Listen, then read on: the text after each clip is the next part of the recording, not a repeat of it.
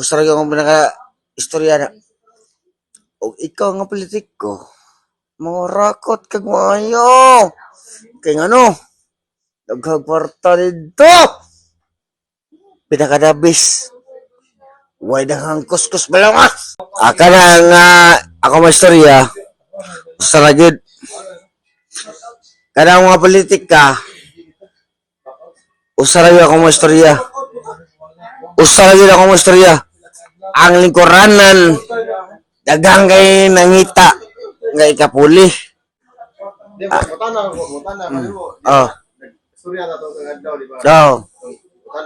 Mutana kanimo. Oh. Usa ba ka-comment mo ni Marcos o Sara away mo sila karon. Kana yang giawayan karon. Awa talaga mo na sa pagligko sa bangko ba? Ang bangko nga lingkuranan nga di pwede mo barog. Kaya ano? Was ka mo barog ka, pulihan ka. O was ka mulingkod ka. Istigira ka na. Karon nga kanalingkod ka. O mulingkod ka, puli ka. Di ka mapuli. Og si Sara o si Marcos karon ada ka pustos Marcos. Ya si Sara sekundar mo na. Si Marcos iyang gabong gihimo ang iyang kayo. Si Sara mo accept sa iyang i-turn over ang lingkuranan nimo.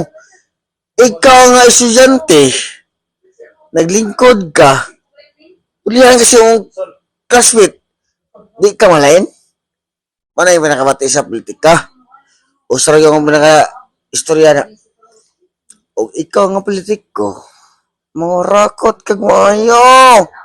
Kay ano, daghang kwarta dito. Pinakadabis. Way daghang kuskus balangas. Isa man gid ang namaka kanina nga silang kampo nila isa man gid ang namaka kanina. Kana silang duha, parehara na sila. Usa ra akong maistorya.